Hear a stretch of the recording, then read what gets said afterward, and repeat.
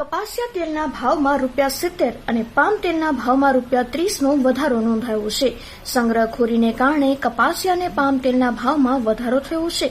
સાથે જ સંગ્રહખોરીથી કૃત્રિમ અછત સર્જાઈ છે. ખાદ્ય તેલમાં ઊંચા ભાવને કારણે યાર્ડમાં મગફળી અને કપાસની આવક પ્રભાવિત થઈ છે. ભાવ વધતા કપાસિયા તેલના ડબ્બાનો ભાવ 2050ની આસપાસ પહોંચ્યો છે, જ્યારે કે પામ તેલના ડબ્બાનો ભાવ 2000 આસપાસ પહોંચ્યો છે.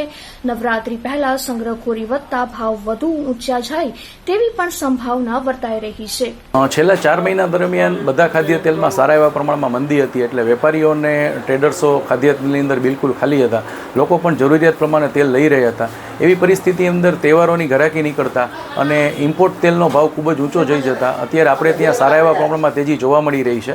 ખાદ્ય તેલમાં જોવા જઈએ તો આપણે દેશી તેલ, સિંગ તેલ, કપાસિયા તેલ, રાયડો અને સોયાબીનનું ઉત્પાદન અત્યારે બિલકુલ ઓછું હોય છે. એ બધી જનરલી આવક દિવાળી પછી થતી હોય છે, એટલે અત્યારે આપણે સંપૂર્ણપણે આયાતી ખાદ્ય તેલ ઉપર જ મેક્સિમમ નિર્ભર હોઈએ છીએ. અને આયાતી ખાદ્ય તેલમાં 20% જેવી ડ્યુટી વધારો કરતા ખાદ્ય તેલની અંદર ભાવ ખૂબ જ તેજ ગતિએ વધ્યા છે. આ ઉપરાંત પણ ટ્રેડર્સ પાસે પણ લિમિટેડ માલ હોવાને કારણે ટ્રેડર્સોની અને લોકોની પણ ખરીદી સારા એવા પ્રમાણમાં વધી હોવાને કારણે બળતામાં ઘીઓમાં એવી પરિસ્થિતિનું નિર્માણ થતાં ખાદ્ય તેલમાં તેજીનું સારા એવા પ્રમાણમાં નિર્માણ થયું છે. ખાદ્ય તેલની અત્યારે જોવા જઈએ તો કપાસિયા તેલ એક સમયે 1600 રૂપિયામાં મળી રહ્યું હતું જુલાઈ એન્ડમાં અથવા તો ઓગસ્ટના પહેલા વીકમાં. એના અત્યારે 2000 રૂપિયાનો ભાવ છે. સનફ્લાવર પણ અત્યારે 1800 થી 1900 રૂપિયા 15 લીટર ડબ્બો મળી રહ્યો છે. મકાઈ તેલ પણ અત્યારે 1900 રૂપિયાનો ભાવ છે.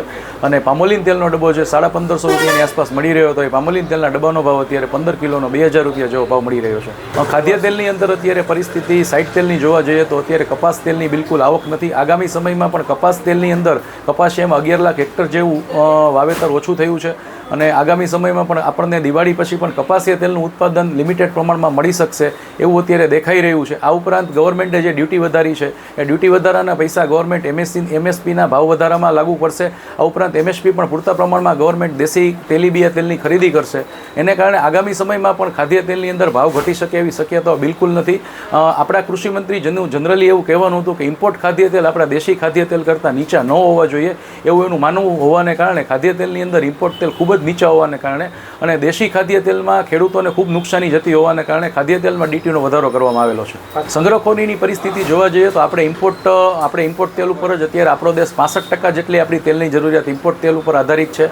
અત્યારે આપણે ત્યાં દેશી તેલની આવક એકદમ ઓછી છે અને ઉત્પાદન પણ અત્યારે દિવાળી સુધી બિલકુલ ઓછું હોય છે. એટલે અત્યારે સંપૂર્ણપણે આપણે ઇમ્પોર્ટ તેલ ઉપર આધારિત હોવાને કારણે આપણા પોર્ટ ઉપર અત્યારે પૂરતા પ્રમાણમાં સ્ટોક તો અવેલેબલ છે, પણ અત્યારે ડ્યુટીના વધારા હોવાને કારણે અને આપણે ત્યાં દેશી તેલની આવક બિલકુલ ઓછી હોવાને કારણે ઇમ્પોર્ટ તેલની પણ ડિમાન્ડ ખૂબ સારા એવા પ્રમાણમાં છે. એને કારણે એની અંદર ખૂબ સારા એવા પ્રમાણમાં તેજી જોવા મળી રહી છે.